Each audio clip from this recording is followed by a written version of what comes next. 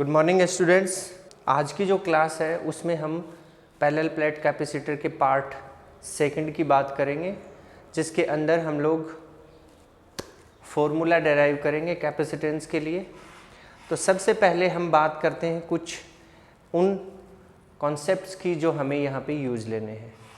देखिए, जो लास्ट की जो क्लासेज हुई है अपनी कैपेसिटर से रिलेटेड, उन क्लासेज में हमने ये चीज़ एकदम क्लियर की है, एकदम हमारे पास में एकदम क्लियरली ये चीज़ आई है और हमें समझ आया है कि पैरेलल प्लेट कैपेसिटर के अंदर जैसे जैसे हम लोग चार्ज को स्टोर करते हैं या किसी भी कंडक्टर के ऊपर चार्ज को स्टोर करते हैं तो उसका जो पोटेंशियल है वो इंक्रीज होता जाता है। और पोटेंशियल इंक्रीज होने की एक लिमिट है। उस लिमिट के बाद में पोटेंशियल जो है वो चार्ज देने का जो हमारा सिस्टम है वो चार्ज लीक होने लग जाएगा, क्योंकि जब पोटेंशियल फुल हो जाएगा कंडक्टर के ऊपर तो उसके बाद में कंडक्टर के सराउंडिंग का जो मीडियम होता है उस मीडियम का जो इंसुलेशन है उस इंसुलेशन का ब्रेकडाउन हो जाता है।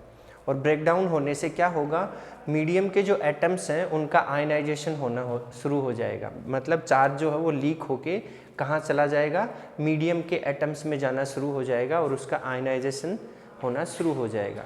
ये सब बातें मैंने आपको लास्ट के जो लेक्चर्स हुए थे हमारे, उनमें मैंने आपको बताई हैं ये सब। अब इसी के साथ साथ हमने एक चीज़ और भी डिस्कस की थी।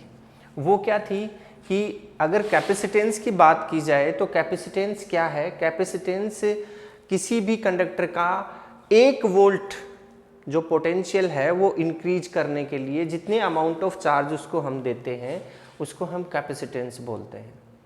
जो फॉर्मूला हमारे पास आया था उस फॉर्मूले के अकॉर्डिंग अगर हम देखें यहाँ पे तो फॉर्मूला जो था C = Q/V, इसमें अगर V = 1 रखें हम लोग, 1 वोल्ट बनाएं V तो C = Q हो जाता है। दैट मीन्स कैपेसिटेंस किसको डिनोट कर रहा है, यहाँ पे चार्ज को डिनोट कर रहा है।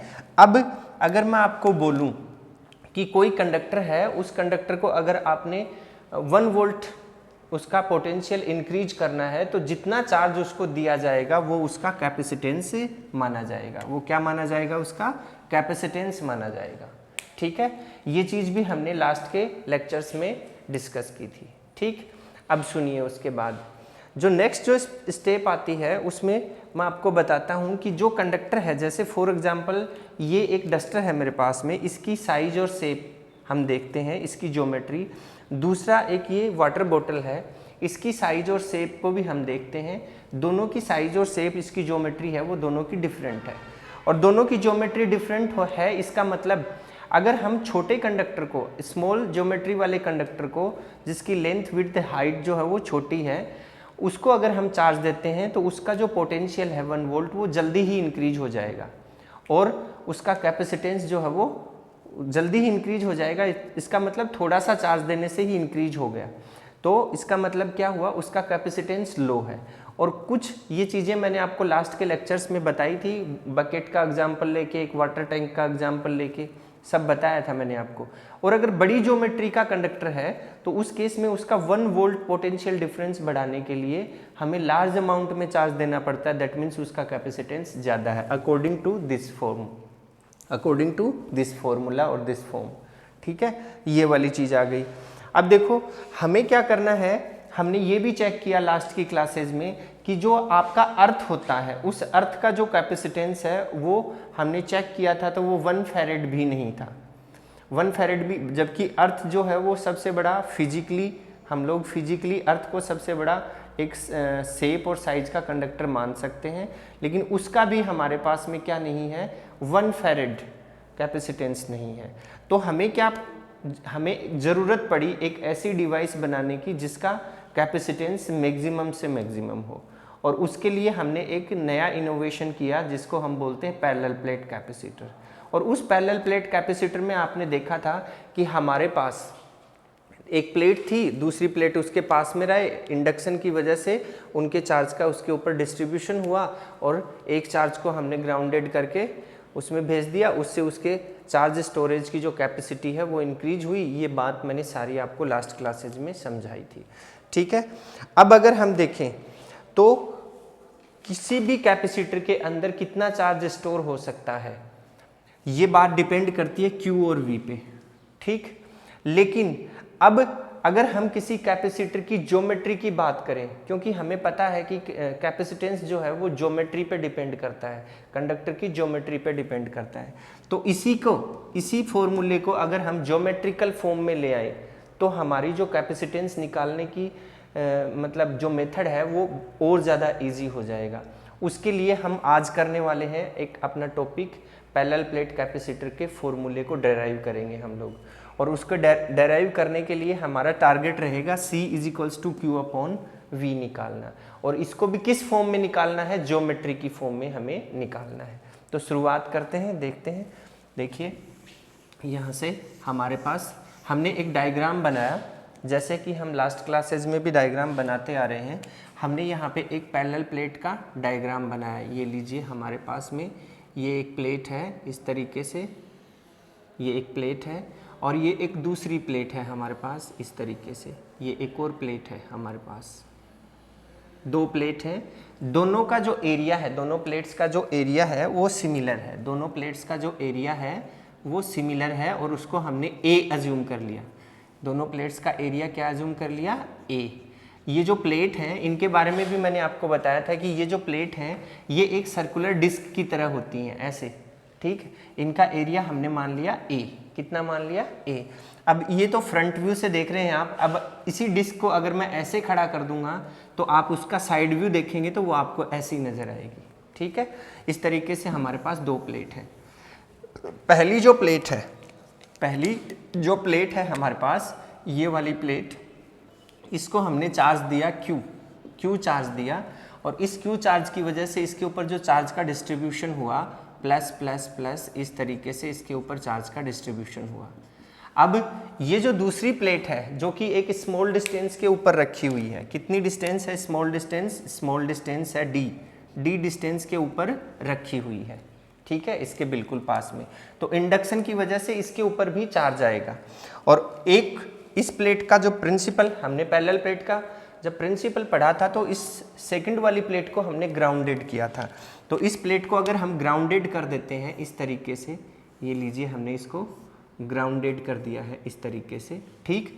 तो ग्राउंडेड कर दिया तो इसका पॉजिटिव चार्ज जो है वो यहाँ से इलेक्ट्रॉन निकल के उसको न्यूट्रलाइज कर देते हैं, या फिर हायर पोटेंशियल से लोअर पोटेंशियल की ओर चार्ज का फ्लो होता है, उसकी वजह से वो इसमें चला गया, ऐसे भी मान लेते हैं। ये बात भी मैंने आपको लास्ट की क्लासेज में समझाई थी। अब यहाँ पे जो चार्ज बचा वो कौन सा था, वो चार्ज था आपका नेगेटिव चार्ज।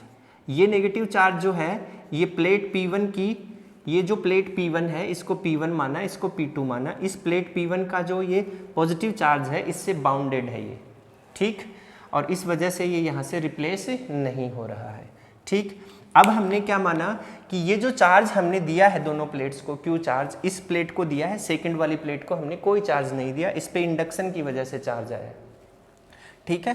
तो ये जो चार्ज दिया है, इस चार्ज की वजह से इनकी जो चार्ज डेंसिटी है, किसकी चार्ज डेंसिटी, प्लेट्स की चार्ज डेंसिटी, उसको हमने सिग्मा मान लिया, सिग्मा, और प्लेट्स का एरिया कितना ले लिया हमने A, ठीक। अब ये जो चार्ज हैं दोनों प्लेट्स के ऊपर, इनकी वजह से इन दोनों प्लेट्स के बीच में एक इलेक्ट्रिक फील्ड क्रिएट होगी, जो कि हमने लेसन नंबर 1 में भी स्टडी की है। और वो जो इलेक्ट्रिक फील्ड है उसकी जो डायरेक्शन है वो होगी पॉजिटिव टू नेगेटिव, इस तरीके से क्रिएट होगी। देखिए ये इलेक्ट्रिक फील्ड क्रिएट हो गई इन दोनों के बीच में, ये लीजिए इस तरीके से इलेक्ट्रिक फील्ड यहाँ पे बन रही है हमारी, ठीक है। ये इलेक्ट्रिक फील्ड यहाँ पे क्रिएट हो गई। हमारा जो टारगेट है वो क्या है, हमारा टारगेट है C = Q/V निकालना। हमारा जो टारगेट है वो है इस पैरेलल प्लेट कैपेसिटर का कैपेसिटेंस निकालना है हमें, ठीक। तो अब देखिए, now we can calculate capacitance of the capacitor, ठीक है। C = Q/V, ये आपकी इक्वेशन होती है, मेन इक्वेशन, जिसको हम कैपेसिटेंस के लिए यूज में लेते हैं, equation first. Is that clear or not, ठीक है। अब सुनिए, मैंने आपको बताया कि हमें इसको ज्योमेट्री की फॉर्म में लेके आना है, और ज्योमेट्री की फॉर्म में लेके आना है मतलब Q को भी ज्योमेट्री की फॉर्म में बनाना है, V को भी ज्योमेट्री की फॉर्म में बनाना है। तो कुछ कॉन्सेप्ट्स हैं जो हमने यूज में लिए हैं, उनके ऊपर चलते हैं, थोड़ा बैक लेशन में चलते हैं। देखिए हमें पता है इस बात का, एरियल चार्ज डिस्ट्रीब्यूशन, ये एरिया है, एरिया कितना है प्लेट्स का, A, कैपिटल A। तो एरियल चार्ज डिस्ट्रीब्यूशन हुआ इन प्लेट्स के ऊपर, बिल्कुल हुआ। तो एरियल चार्ज डिस्ट्रीब्यूशन के लिए चार्ज डेंसिटी का अगर फॉर्मूला आपने निकालें तो वो क्या था, याद कीजिएगा लास्ट लेसन में जब चार्ज डिस्ट्रीब्यूशन पढ़ाया था आपको, उसके अकॉर्डिंग। तो हम लोग लिख सकते हैं यहाँ पे, since the areal charge distribution, areal charge distribution कितना है, एरियल चार्ज डिस्ट्रीब्यूशन देखिए आप लिख सकते हैं Q is equals to sigma A, ये फॉर्मूला है आपका, ठीक है, ये फॉर्मूला है, ठीक। अब सिमिलरली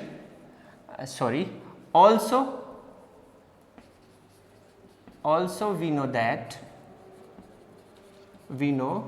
दैट क्या जानते हैं आप, इलेक्ट्रिक पोटेंशियल से रिलेटेड भी आपने 3-4 फॉर्मूले निकाले थे, सबके बारे में मैंने आपको बताया है। तो उसमें एक फॉर्मूला ये भी आया था आपका, dV over dr is equals to E minus E, ठीक। अब ये फॉर्मूला आया था, अगर इसी फॉर्मूले को हम ऐसे लिखें, since dV is equals to E dot dr, ठीक है, एंड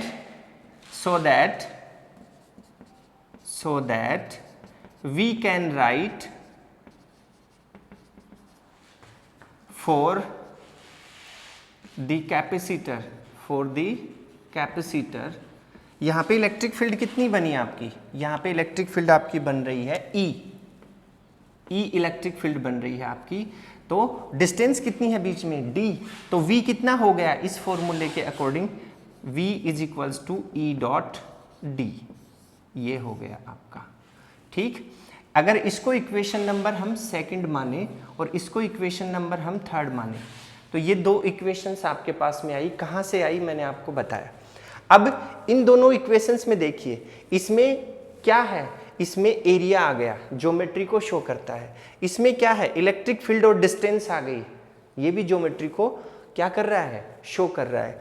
बट हमारे पास में एक चीज की और दिक्कत है, वो क्या है, इस V में, इस V को अगर मैं इसमें डालूंगा तो इसमें E भी आ रहा है, मुझे इस E को और इस सिग्मा को एलिमिनेट करना है, ठीक। और मुझे कंप्लीट जो सॉल्यूशन है C का वो किस में चाहिए, ज्योमेट्री की फॉर्म में चाहिए। तो मैं इस E और इस सिग्मा को एलिमिनेट करना चाहता हूँ।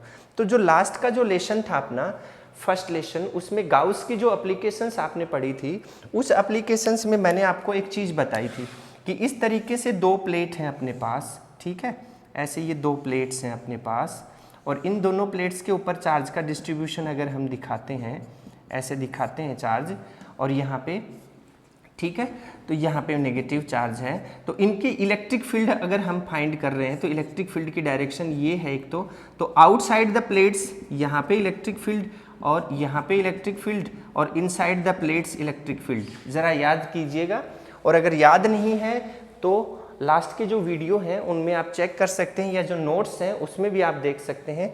उसमें आपको पता चलेगा कि इन प्लेट्स के बाहर जो इलेक्ट्रिक फील्ड थी हमारी, वो आ रही थी 0। कितनी आ रही थी, 0। यहाँ पे कितनी आ रही थी, 0, और यहाँ पे भी कितनी आ रही थी, 0।